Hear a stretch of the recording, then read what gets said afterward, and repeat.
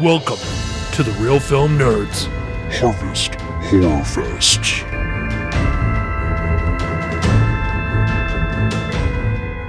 Welcome everyone to another episode on the Real Film Nerds, but this one's a special episode because we're starting our second annual Harvest Horror Fest, and we're going to review a movie that is a lot of fun.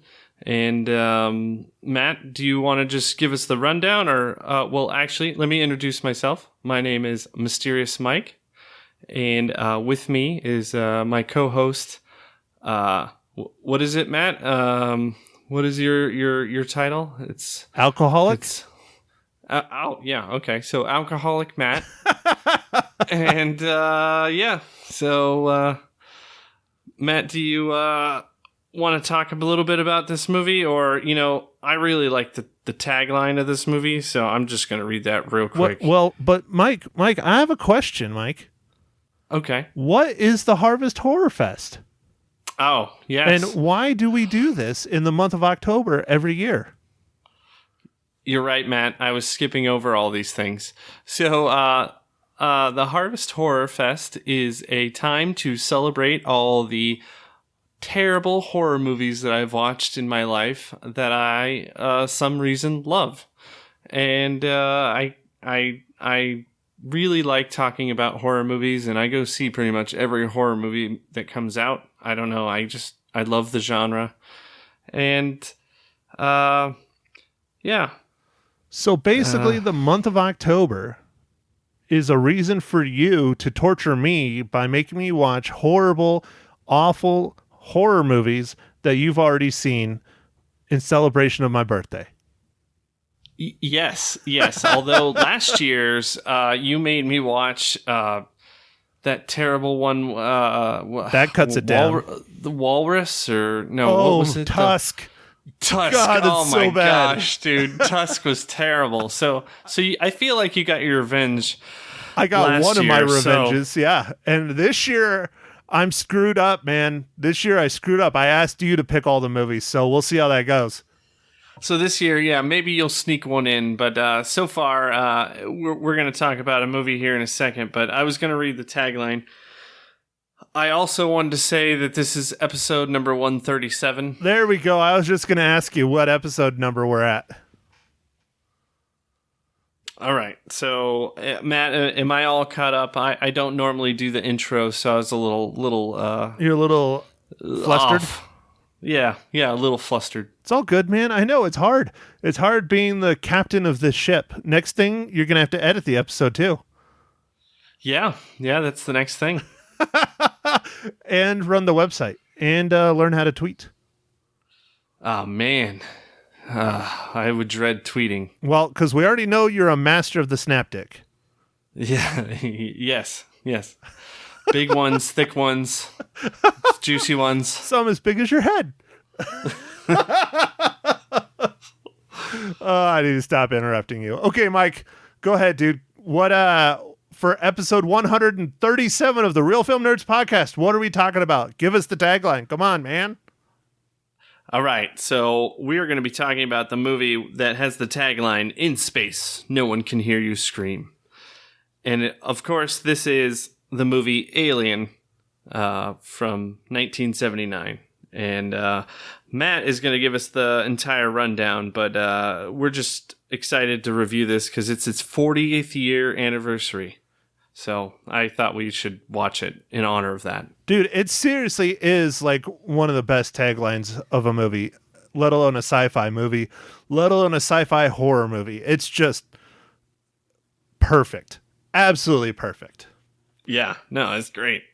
All right, so Mike, let's do it. I will give you the rundown. Let's see how good I am at reading IMDb, aka the Internet Movie Database, the unofficial sponsor of the Real Film Nerds podcast. One of these days they'll give us money. Nah, they probably won't, because I think everybody uses IMDb. Yeah, I think so. All right, 1979's Alien was directed by the infamous Ridley Scott. Written by Dan O'Bannon and Ronald Shusett. It stars, in credits order, verified as complete. Yeah, now I'm really reading IMDb. Ha! Tom Skerritt, Sigourney Weaver, Veronica Cartwright, Harry Dean Stanton, John Hurt, Ian Holm, Yaphet Kotto, and Helen Horton. Let's go with the synopsis. Let me find one that's not super, super long. All right, here we go. This one will work. After a space merchant vessel perceives an unknown transmission as a distress call, its landing on the source moon finds one of the crew attacked by a mysterious life form, and they soon realize that its life cycle has merely begun. Yeah, that was good. Not bad? I'm okay? Yeah. I don't know if I can replace Mysterious Mike Talent, though, but I gave it my all. No, you pronounced everything just a little too clearly and cleanly. So, I'm really just terrible, So, okay, how about this? Sigourney Weaver. Better? Yeah, better. Getting better. All right. Tom Skerritt. I'll stop picking on you. All right. All right, Mike. So I know Alien and horror films and sci-fi are near and dear to both of our hearts. Probably yours a little bit more. I know you're a huge fan of aliens and horror. I'm more of a fan of sci-fi. So, Mike, go ahead. Lead us off on talking about Alien for the Harvest Horror Fest.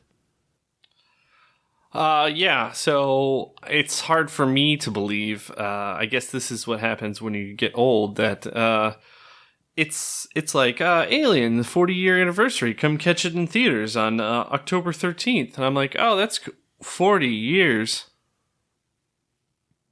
I couldn't believe it. Dude, it just goes back to what I was talking about in Joker, that we're both just old as crap. Yeah, no, but I remember when I don't remember exactly what year I first saw it, but I remember when I saw it, it was so impactful. It was so good. And I think it was one of those marathons that was on TBS or whatever, so I got the, edited version. But you still get most of the stuff in this movie, because for the most part, this movie is not that violent. There are some aspects, but it's nothing like the movies that are after. Aliens, Alien 3, Alien Resurrection, Alien Covenant. So it was just awesome. And then when I think I rented the tape probably from our old favorite movie store, Hastings, for 49 cents, 7 days. Ah, those were the days. Dude, I miss Hastings so bad. So bad. I loved it when I moved to Prescott that we had one. Yeah. Those were the good days, but I think I rented it from Hastings at one point and watched it and was just blown away. It's such a good movie. It's fun because it is space, and space is neat and stuff, and they did a really good job on the set design of this movie. Because even now, just watching this this weekend, it's still really neat. Now, there are some things that are a little dated and maybe a little bit odd, as far as there's the room that they go talk to Mother. But other than that, man, I really like how they set up all the corridors and stuff. It seems like it is like a spaceship. That's what it would look like, There's just pipes and there's different things running around. Sometimes there's some off-gassing, and I don't know, it just... The way that it was shot, the cinematography was really good, and I love that they use that kind of Hitchcockian technique of not really showing the alien and just alluding to what happened, or having really, really quick snippets of it. Because I think the alien in this movie has a total of 4 minutes of screen time, and the movie's 2 hours. Well, but dude, that's what makes a really, really, really good horror movie, though, is letting your imagination run wild instead of showing the viewer everything. Yeah. So I thought it was fantastic. Even just watching it again, man. I don't know. What are your impressions, Matt, of watching this? How does it hold up to the latest movies.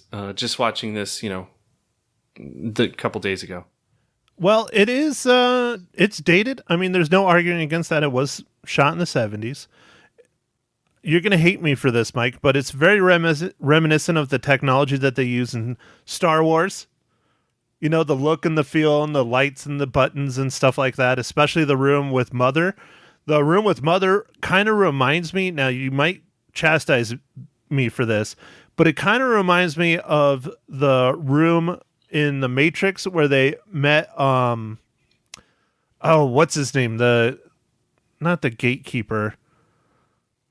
The source. Okay. The source. Yeah, the source. Yeah. It kind of reminds me of that. Like they go in to work and talk with Mother and type in all that stuff and whatever, and like shuts behind you, and it's like this unique shape and everything. And yes, there's flashing LEDs everywhere and everything, but it really kind of reminded me of like going to like the source. I thought that was pretty cool, But yeah, I think it does kind of remind me of that. overall, I mean, it's, of course, you've already alluded to it. It's shot extremely well. The creatures, the aliens, the creature work, all that stuff is really, really well done. The spaceship outside shots, inside shots are great. It does look dated, but that's just, it's a 40-year-old movie. But I think it still holds up real well today. So, are you ready for me to get off topic, Mike? Okay, I guess a little bit. Okay. Go for it, man. So, speaking about Star Wars, I got to get this off my chest. Speaking about Star Wars. Of course. Okay. We had Triple Force Friday last week. And I usually never participate in Triple Force Friday. I'm one of those collectors that just orders everything online because I know I'm probably going to get screwed if I go to the stores. I learned my lesson. I got screwed. At midnight, after I watched our last movie, episode 136, the Joker, I went on Thursday night to the late show. I got out. It was close to about midnight, and I was like, oh, it's Triple Force Friday. I'm going to go check out the Walmarts. They'll probably have stuff. I went to all three of our Walmarts. Not one of them had any of the new Star Wars stuff. Not one. So I was like, oh, well. On my way to work the next morning, I went to Target, and they had stuff. So I was very happy. So I got some of the stuff I wanted. And then I was an idiot, and I thought Walmart was finally going to, step up. And so I went back to Walmart. I went to the one next to my house. Nope. Still completely empty. Not even the old Star Wars stuff, all right? So, again, me being the smart person I am, yesterday, after I got done with the air show, I was like, they have to have it up by now. I'll see if they have these couple ones I'm missing. I really wanted 6-inch Black Series figure of the Mandalorian. I mean, the Mandalorian dude, he looks badass. So I went to Walmart next to my house again. They still do not have anything up Star Wars related at all. The section's there. The sign that says Star Wars is there. There is nothing on the pegboards. There are no hangers even.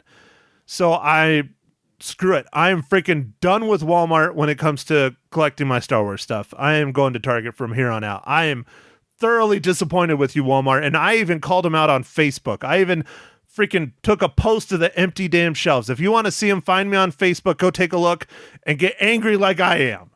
Okay. Did you tweet about it? Did you tweet face them? No, I Facebooked it. I didn't tweet face. I should have tweet faced. Tweet face gets you a lot better, quicker response. But oh well. All right. Okay. So sorry. Are you feeling better? Sorry. Are you feeling better? I got the rant off my chest. I did find the Mandalorian 6-inch black at Target, so I'm happy about that. But Prescott, Target, thank you very much for participating in Triple Force Friday. All the Walmarts, screw you guys. I probably should stop shopping at you, period, but you're so damn convenient because you're right next to my house. So, all right, back on to Alien and not the Star Wars aliens. Woo. All right. Rant over. So, speaking about getting stuff off your chest, Matt, in the chest bursting scene of Alien. Dude, that was one of your best transitions ever. Yeah, thanks. Oh, that was so good. So in that scene, like, it still looks pretty good. The only part that's a little weird is after the alien gets out and he runs off. That looks a little dated as far as the effects. But knowing that this was made when it was made, everything had to be practical because they didn't have any like real good CGI stuff.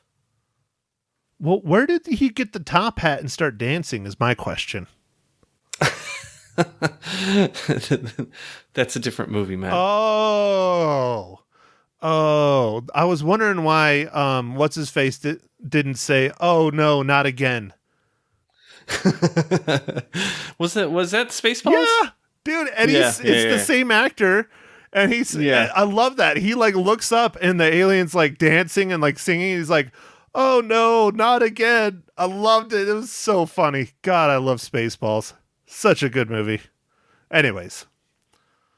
No, that's one thing you have to applaud these older sci-fi films or just older films in general when they get the practical effects right and they look really good. Yes, they're a little dated because it's all practical, but I mean, gosh, dude, the alien really was a dude and it looks phenomenal. The creature looks magnificent. They even got the double mouth coming out like really good. The xenomorph is just wow. Yep. Yeah. It was even the robot scenes were kind of fun, like with the when the robot once the objective is found and Sigourney's Weaver's character is confronting the robot guy about his mission or whatever, and then you find out that they didn't know he was a robot, and then he starts like malfunctioning and stuff. That stuff was even pretty cool, like when they like put him back together and stuff, like, and he's all broken. You know what I'm talking about, right? Yeah. And that's Ian Holm, right? Yeah. Yeah. And he's and she's like sitting there like beating on his head and stuff, and he's all like pulled apart, and like I didn't realize it. Maybe it's because I watched it on, I think it was Blu-ray. I don't know. I don't remember. I watched it on a physical, media, and I noticed when he starts breaking, like he's starting to sweat, and I'm like, why is his sweat white? And I'm like, oh, I've never noticed that before. That was so neat. I didn't even realize that it was white. It was white because that was like whatever is robot juice or robot whatever juice. robot fuel. I don't know, man. I like robot when juice. When he's all torn apart, there's like white like liquid everywhere, like robot blood, kind of. I guess I don't know. No, dude, I like robot juice better. All right, robot juice it is. Yeah. So this movie, I love the creative way because, like, I was reading some trivia about it, and everyone's like, why? To make sure that everyone in the audience wasn't like, why don't they just shoot it? They're like, oh, no, it has acid for blood. And when they showed that the acid scene, oh, that was fun. Dude, that was really, really cool. I mean, they're trying to pull it off of his head, and he... all they did was just cut one of the face hugger's legs, like just a little bit. And the acid just like literally goes through 4 floors? Yeah, I think it was at least three decks or whatever. Yeah. They like ran down. Yeah, it was crazy. Dude, it just makes it like the ultimate, defense mechanism. It really does. Yeah, I was like, yeah, no, I wouldn't be shooting or messing with anything with that either. No, sir. So, all right, Mike, well, what do you think about the modern day films and how it relates to the original Alien? Prometheus and, was the other one Covenant? Yeah, Alien Covenant. Yeah. Do you think that's like another universe? Because I know you're a hardcore Alien fan. So do you feel like most hardcore fans that you got, like stabbed in the back or? I just feel like, so it was really cool. There was all kinds of new visuals and a lot of like the spaceships and stuff were really cool. The stuff that I didn't like was there wasn't much of a good story. So with Prometheus, like it seemed like it was going to be really cool, but nothing. I don't know. In my mind, what I guess I was expecting, maybe I built this up too much. I was just expecting something neater than what happened, and it was kind of weird. And then with Alien Covenant, I was like, oh, well, maybe they'll fix it now. And then it got even like, I don't know. They even had characters that seemed like they were the same characters from Alien. Like they had a woman in Alien Covenant who looked like Sigourney Weaver, kind of. I know, right? I'm like, well, come on, man. Yeah. Like, I don't know. That's the stuff I didn't like. So, all right. How's this? Since we're playing 20 questions. Out of all the Alien films ever produced, which one's your favorite? Oh, man. So, probably Aliens, which is directed by James Cameron. And I think I just like it because it's like a combination of space, military, and like sci-fi stuff. And there's so many more aliens. Oh, I loved like being under siege by aliens. Although extremely frightening, was such a cool like concept for a movie. Very cool. All right, Mike. Well, let's do it. I'm going to ask you another question since we're at 20 questions. Okay. You ready? This one's going to be hard. I know it's going to be hard for you, but you found it for Jaws. I know you can find it for this 70s based movie. How does 1979's Alien relate to the Marvel Cinematic Universe?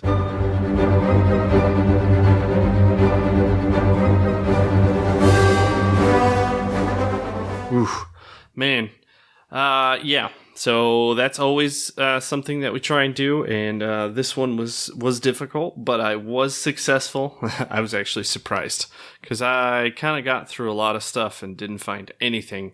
Or actually, unfortunately, a lot of people had already passed away, even before MCU started, so I'm like, oh, I can't look at their profile. Personally, I'm kind of shocked Sigourney Weaver has not been in a Marvel movie yet, even as like a side character. I'm really surprised she hasn't been in one yet. Because, I mean, she's like a nerd goddess. I mean, come on. Alien, Ghostbusters, Cabin in the Woods, just to name a few. I mean, she is nerd frickin' royalty. Yeah, Avatar, I guess. I don't know if that's so nerdy. No, but dude, yeah. that's nerdy. Yeah, it might be the biggest grossing movie ever until recently. It's still a pretty dang nerdy movie. You know, Dancing with Smurfs. Yeah. Yeah. Dancing with Smurfs, definitely. Well, so for the MCU tie-in, there was a concept artist who worked for Alien, and his name was Chris Ross. And he also worked on the Guardians of the Galaxy. Nice, dude. Nice. I'm shocked you found it. I really thought the streak was going to come to an end. Dude, I was a little worried. I mean, picking an older movie like that, I was worried, but I really wanted to do it for the 40-year anniversary. I mean, how cool is that? It's still pretty good. Like, yeah, it's dated, but man, it's still scary. It's still really just well done. Yeah. It's a great film. It really is. It really is. All right, so since we've already spoiled, most of it, I mean, it's a 40-year-old film. I hope you've seen it by now. If not, you need to go watch it because it's fun. It's cool. It's entertaining. It is fun and cool. And like Ridley Scott has given us quite a few good movies, and this is just one of them. But I mean, he's done Gladiator and I mean, all kinds of movies. He has a huge resume, but anyway, this was one of his earlier movies, and this one's awesome. So I got a question for you, Mike. Yes. He's no longer with us now. Do you think Harry Dean Stanton ever aged? Because that dude straight up looked the same in like every single movie I've ever seen him do. He's always looked the same. He's always looked kind of crotchety and bitter and old. Is that like the key to looking, one way your whole life is you just got to be bitter, crotchety? I don't know. You're right, though, man. He just always looks the same in everything he's in. So maybe we just only saw him from that moment where he looked like that? Yeah. Maybe he's just been like, 50 for like most of his life. Yeah, some people are born and they look, really young and they're like baby face. Maybe he was like 50 face. He's one of my favorites though in this movie. I mean, him and here I'm gonna pull up IMDb and I'll look at his name here. I think it's Yaphet Kotto. Yeah. They both play like the blue collar workers or the grunt work. They're the guys that got to fix the ship, and all they're concerned with is getting a bigger cut so that they're even with everyone else. I just love that. I love they're that. always asking for more money. They're like, is this going to pay us more? Yeah. They're like, oh, no, we don't need to go and, check on this distress call. Wait, do we get paid more? Is our cut bigger? So what about Sigourney Weaver in the days of her being a sex object? It's that sometimes it's kind of, I forgot about, how scantily clad she is at the end of this. Like, she's pretty much naked. Yeah, dude, it kind of caught me by surprise because I didn't remember that at all. Again, the last time I probably have seen this was probably high school. Well, then that's good, man. It gets you another fresh perspective of it. And I've never really ever thought of Sigourney Weaver as like a sex object ever, because growing up, this. I'm sure our listeners probably know this. I am a fairly big fan of Ghostbusters, not at the level of Star Wars, but when I was a kid, Ghostbusters was my thing. Like, I had the Ecto-1, I had everything. I dressed up as, straight up out of Stranger Things, man. I was Ghostbuster for Halloween multiple years. I loved Ghostbusters. And so I always saw Sigourney Weaver from Ghostbusters, never Aliens, never, and she was kind of a sex object back in Ghostbusters days, but I never thought of it like that because I was a kid. Now I'm much older and I'm like, oh, wow. Yeah, no, she, they're using her for eye candy for sure. It's a little like, I was like, I was even thinking while I was watching it, I was like, did she need to be naked? But at the same time, I'm a dude, so I'm like, yeah, of course. But well, I think, if I'm not mistaken, when she was taking off her clothes and getting down to her skivvies, she was going to climb inside the chamber thing for when they're going like long distances and they, Yeah, the like hypersleep stuff. Yeah, whatever it's called. Yeah, because in the towards the beginning they all come out of that and everyone's just in their chonies. Yes, that's true. And then all hell breaks loose. Yeah, but I mean, I guess they could have done it in a different way where she wasn't quite all the way ready or whatever. But yeah, it's true. Well, I guess she wasn't all the way ready this time, but so all right, Mike. Well, do you want me to go first or do you want to go first? I went first the last time, Matt. Why don't we get your rating on it? Let's get a fresh take. Someone who hasn't seen it since they were in high school, which was like a few years ago. Yeah, like 2 or 3 years ago. Yeah. I'm trying to hit that millennial market. So I might be a little rougher than I should have been just because it has aged quite a bit. But it wasn't as bad. Maybe I'm just being mean. I don't know. But I did enjoy this film. I have, a set of the other ones and I need to catch up and watch them again. That's what I need to do is just sit down and like power through all the Alien films because it's been so long. But I still enjoyed it. I still think it's a really good film. I just feel it's aged and I don't know. I'm probably being too harsh, but I give it 4 out of 5 reels. Nice, man. When you're harsh, I like how it's 4 reels. Well, this is like a pinnacle. This is a masterpiece kind of thing. I mean, it's 40 years old and we're still talking about it. We don't talk about 40-year-old movies that often. So there's a reason why we're talking about it. That's true. Yeah, no, that's true. So I kind of feel bad downgrading it because it didn't age as well as I hoped. I did that recently for, The Rock, if you remember. I was like, well, it didn't age as well as I remember. And again, that it really, I shouldn't be doing that. I should just be watching it as it is. But it's hard not to, especially when it's ingrained in your head when you saw it when you were much younger than you are now. I mean, 2 or 3 years ago. So You're right. anyways, all right, Mike. Well, how many reels do you give Alien?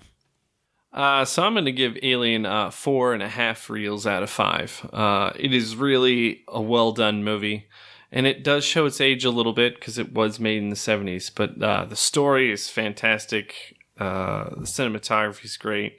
It was just a good, well made horror movie, but it's also space. Like, I don't know, the space thing kind of gets to me because it's like that's even makes it creepier because you're kind of like you are alone. Like the tagline is perfect.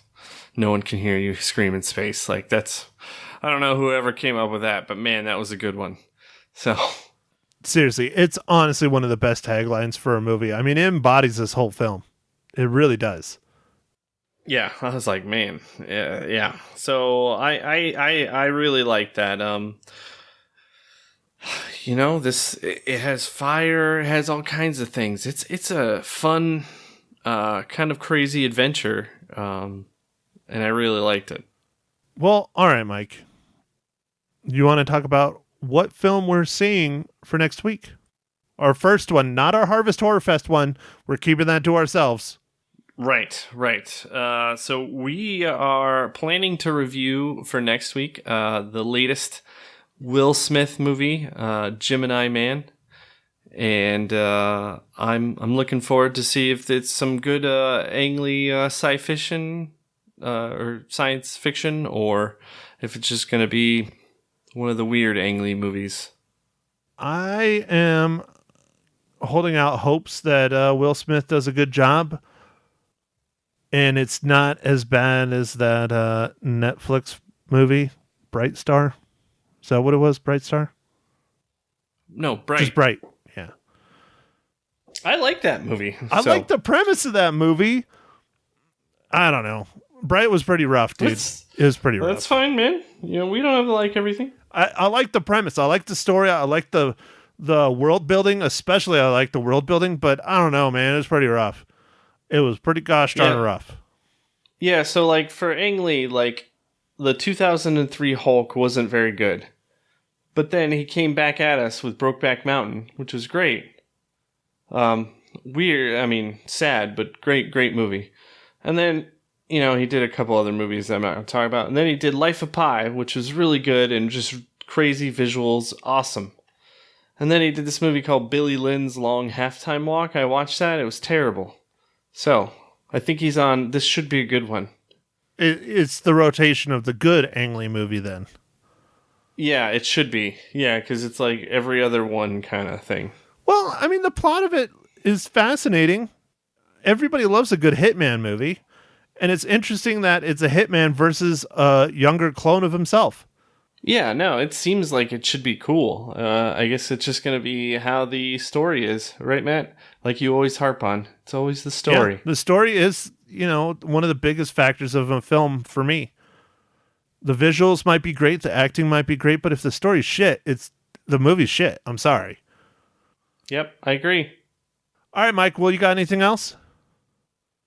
No, Matt. I think you can take us out of here, and hopefully everyone enjoyed this first episode on the Harvest Horror Fest, and we have several more coming your way for October. So, thanks everybody for tuning in to another episode of the Real Film Nerds podcast.